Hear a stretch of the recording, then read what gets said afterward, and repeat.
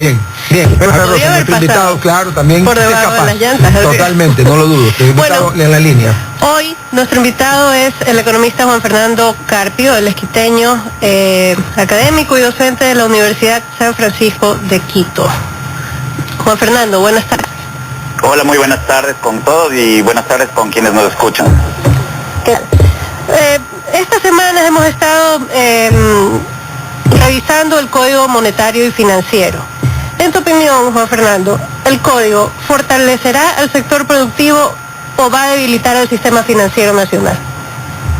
Probablemente María Rosa haga las dos cosas al mismo tiempo. Esto puede parecer un poco paradójico, y es que en el fondo en la economía obviamente no hay una escuela, hay de alguna manera una batalla permanente entre dos bandos de economistas, y en este tema en particular, en el tema de los mercados de capitales y el mercado de ahorro, que en realidad es lo que están prestando los bancos, ¿no es cierto?, nuestro ahorro, hay dos posiciones muy encontradas, hay dos bandos de economistas, y un bando, digamos, que podríamos llamarle a los economistas clásicos. Los economistas clásicos piensan que si es que un país tiene un entorno seguro, de buenas leyes, un sistema judicial eficiente, transparente y que la gente considere justo, una cierta estabilidad política y también una cierta apertura al mundo, va a ser un campo de juego atractivo, y entonces la gente va a ahorrar y va a invertir en el propio país y no va a sacar sus ahorros fuera del país.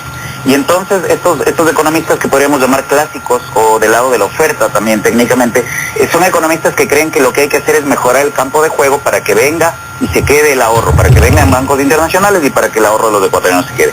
Pero en el otro lado tenemos los economistas que se llaman del lado de la demanda, seguidores de la escuela de Keynes, de un inglés conocido, y lo que ellos piensan es que el Estado tiene que manejar los puestos de mando, digamos, las alturas del tema para que se canalice actividades productivas y no se vuelva solamente un campo especulativo.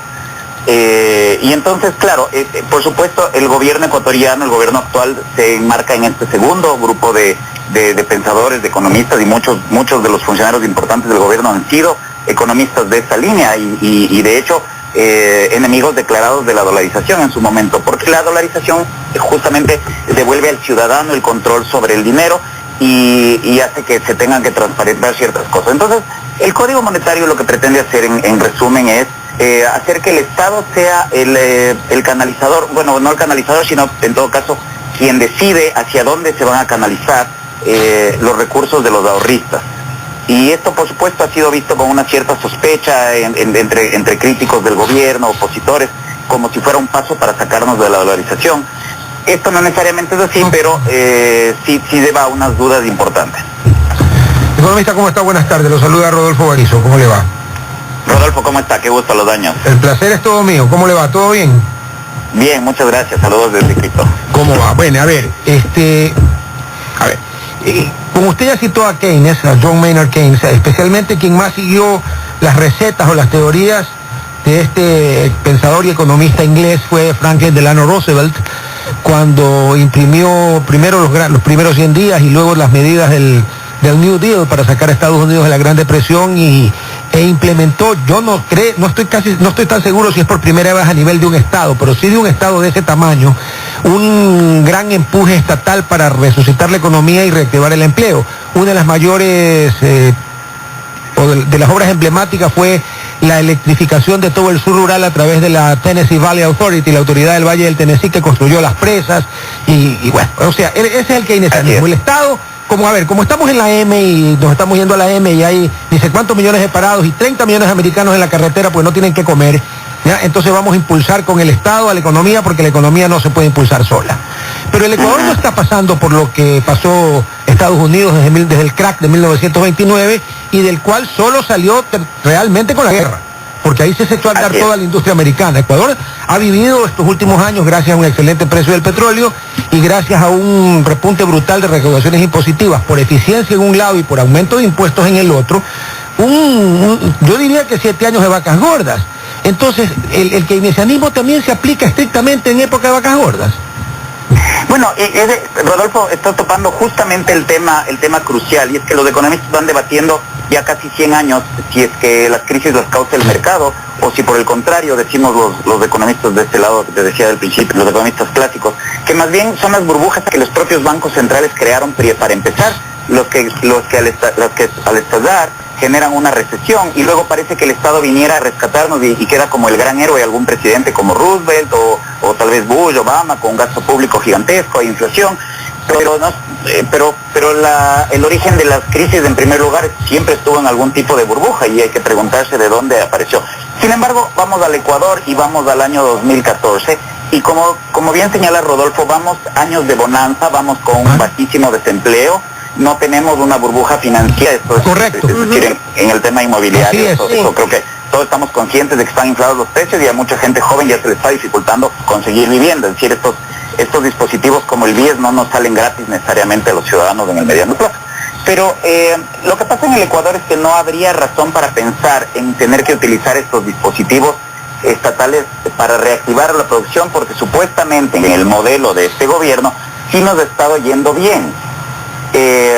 Y yo pertenezco al bando crítico, al bando que piensa que no se ha creado empleo real en estos 7-8 años, que las empresas que están cercanas al Estado les está yendo estupendo, a los proveedores, a los contratistas, tenemos cientos de miles de nuevos puestos burocráticos, pero que eso no es producción ni empleo real. Entonces, sea por lo uno o por lo otro, ya saliéndonos un poco de este debate entre las escuelas, siendo por lo uno o por lo otro, y como tú señalas de forma muy pragmática, se supone que nos está yendo bien. ¿Por qué tendríamos que echar mano de un dispositivo como el Código Monetario para hacer que se preste los fondos de los ahorristas? Y deberíamos preguntarnos, en primer lugar, cuál es la misión de los bancos. Y si la misión de los bancos es prestar dinero a las empresas o cuidar el ahorro de los ahorristas.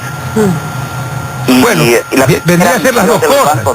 Porque si tú solo captas ahorro y pagas por el ahorro, y por el otro lado no lo prestas para tener el spread, o sea, la diferencia entre lo que pagas y lo que cobras, estás en problemas también. Pero la naturaleza del banco, ¿cuál es? La naturaleza del banco, el banco incluso históricamente nace como una bodega, un bodeguero. Correcto. Y el prestamista en realidad estaba en otro lado de la ciudad. Correcto. Estaba en otro lado. Y lo que pasa es que les hemos dejado los últimos 500 años a los bancos fundir las dos funciones.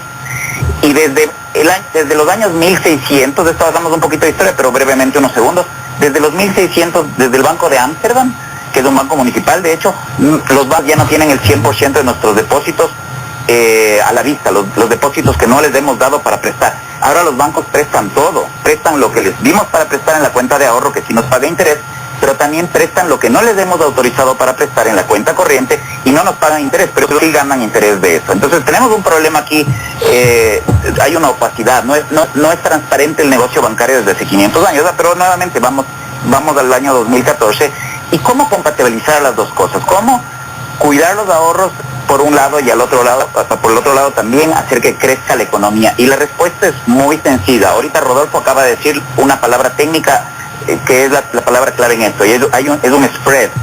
El spread es la diferencia entre la tasa de interés a la que capta el banco, la tasa pasiva, y aquella a la que sale a prestar, la activa.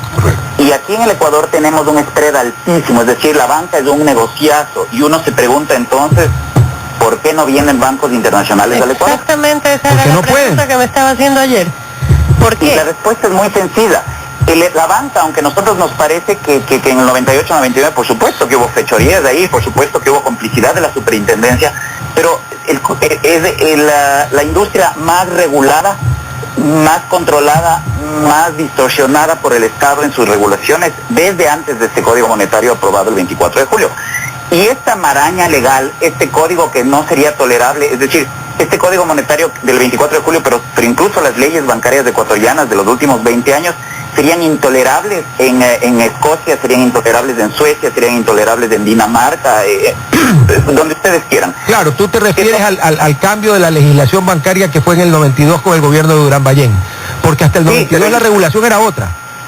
Así es. A ver, entonces... Okay. No existe ese tipo claro, de hasta el 92 había una regulación.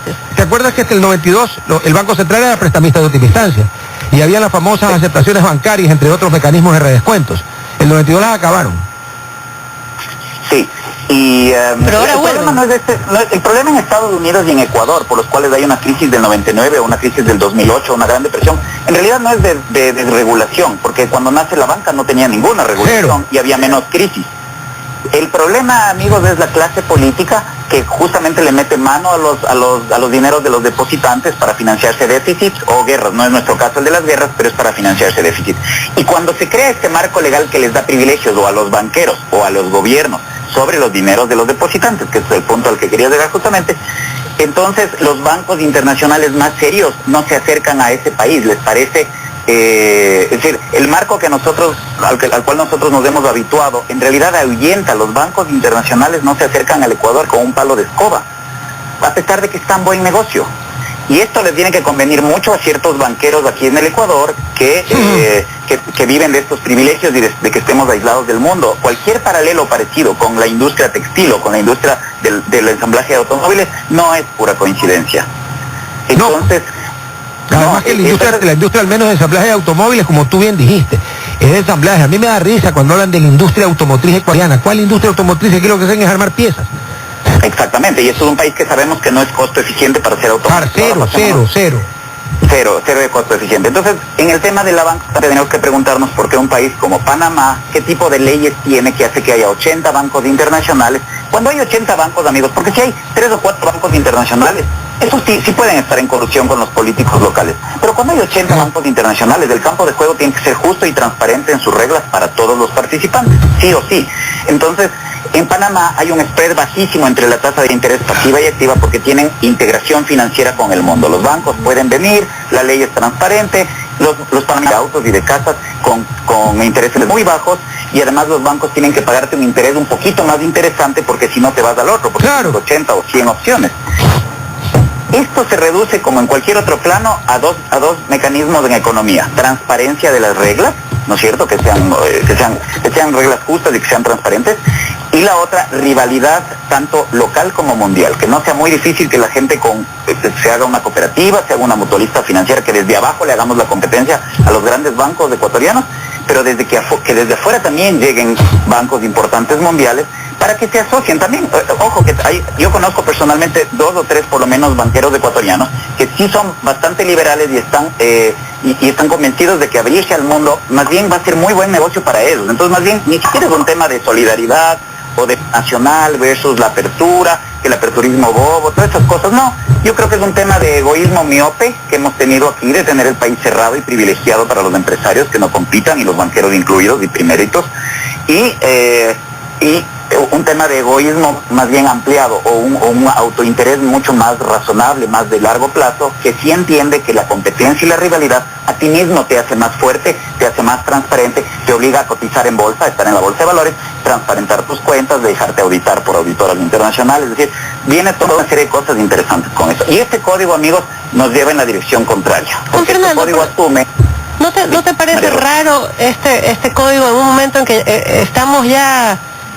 solo falta que se apruebe el acuerdo comercial con la Unión Europea en Ecuador y en el Parlamento Europeo? O sea, ¿no se va a abrir en ese momento también todo un mercado para instituciones financieras de Europa, no? No, lamentablemente, no. María Rosa, y te digo por qué. La razón por la cual todo el grupo de economistas de opositores a la dolarización, de críticos de la dolarización, se oponían al TLC también, desde el mismo grupo de economistas keynesianos, es porque con los TLC sí vienen unos tratados de protección de inversión. Claro. Y de propiedad intelectual y otras cosas. En el de propiedad intelectual, si me preguntan a mí, estoy en contra también. Yo tengo la misma postura que este gobierno, muy crítica a la propiedad intelectual. Pero esta de la protección de inversiones no hay tal cosa, solo es un acuerdo de comercio, pero cada uno pone sus reglas localmente, tanto laborales como ecológicas. Correcto. Porque la Unión Europea nos obligaría a no explotar las minas como estamos haciendo ahora, y a no meternos al Yasuní y una serie de cosas, de irregularidades que ha habido con respecto a la explotación del Yasuní, por ejemplo.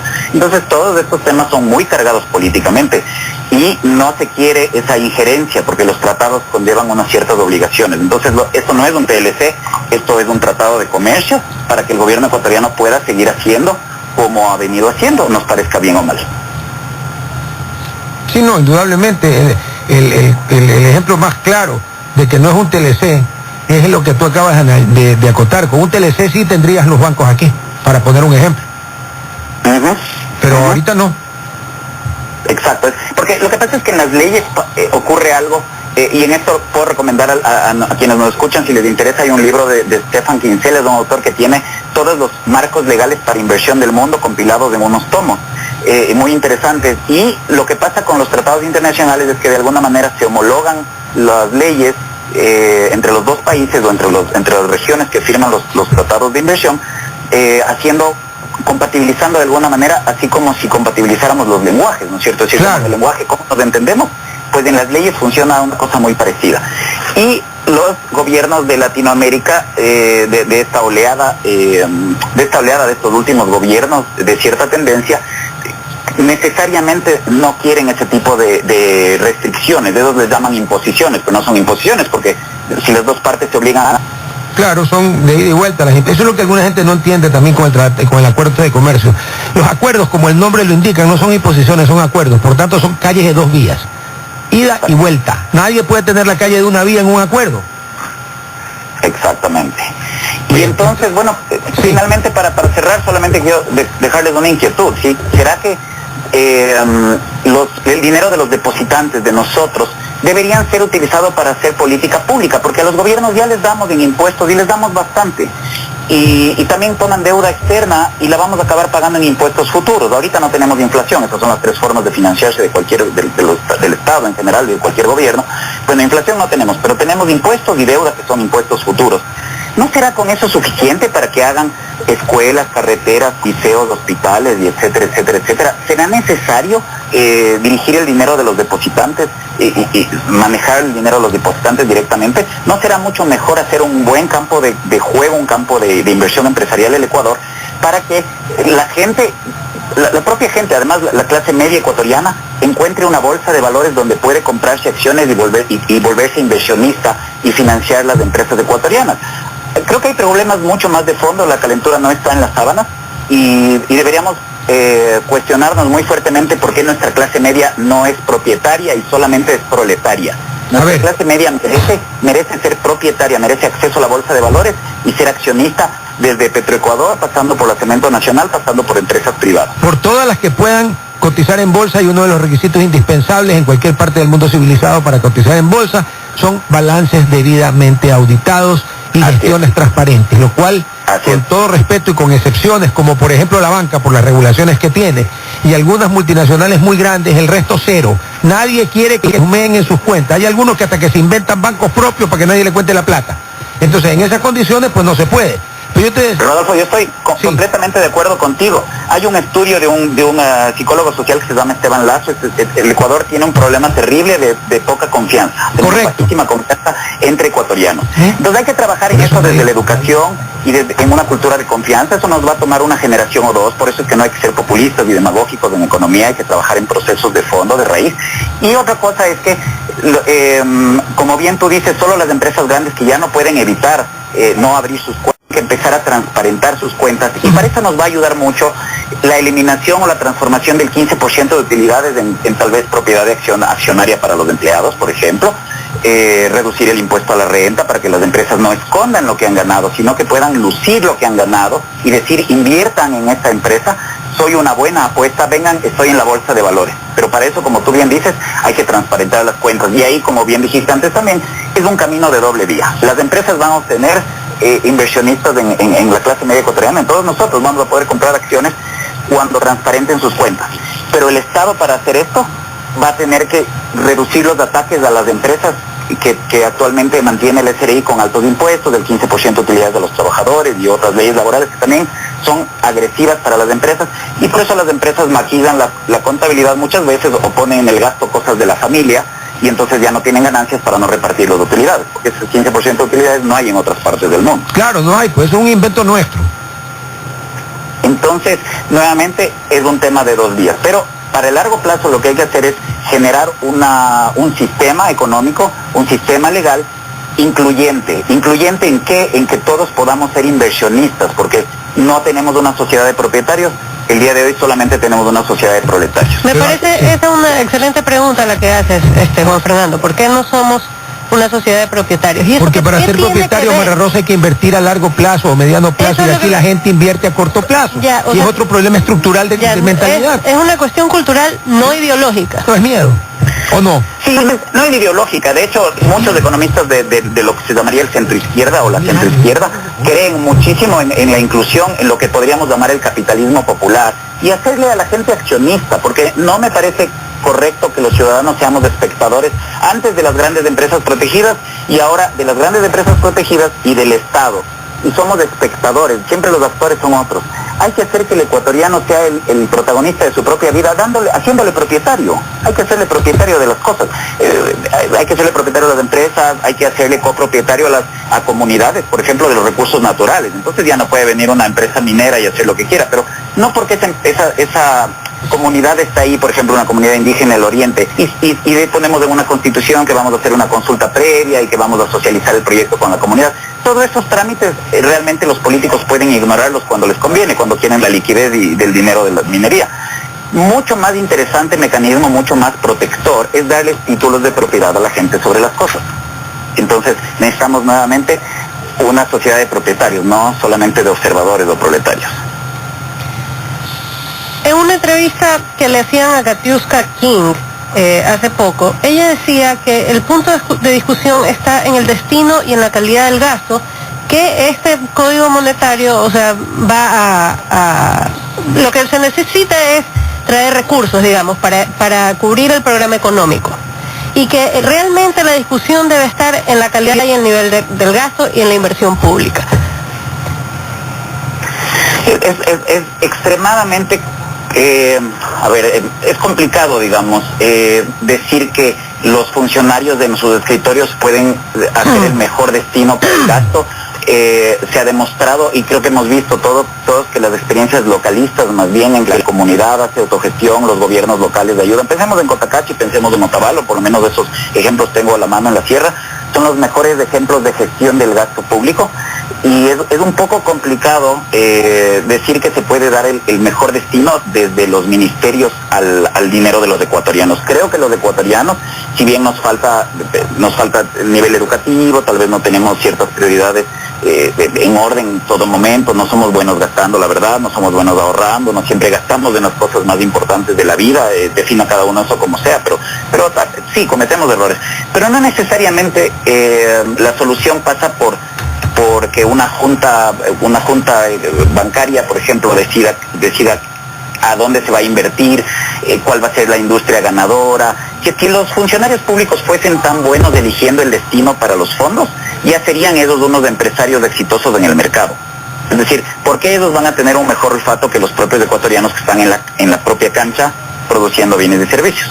Claro, no me queda claro a mí. Traducido a términos militares, ya que estamos celebrando, entre comillas, los 100 años de la Primera Guerra Mundial, el 28 de julio de 1914 estalló.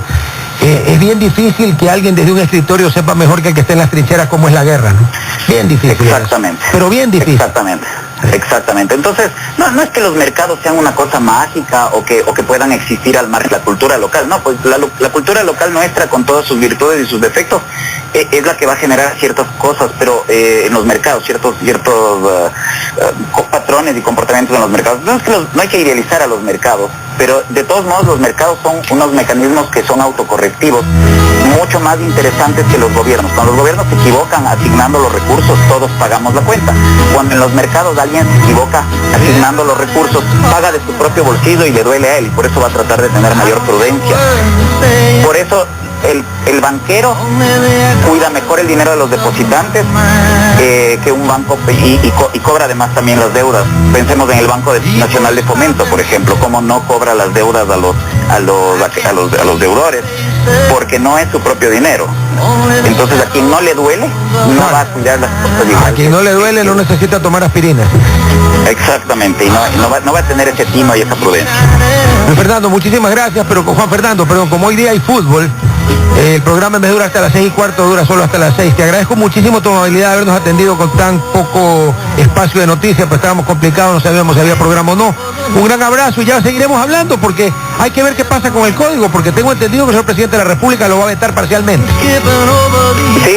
Un saludo para los dos del marco general, que bueno haber podido trazarlo. Cuenten conmigo para una próxima cuestión, cuando ya podamos anunciar efecto. Gracias, un gran abrazo. Gracias, una buena tarde. Chao y hasta mañana.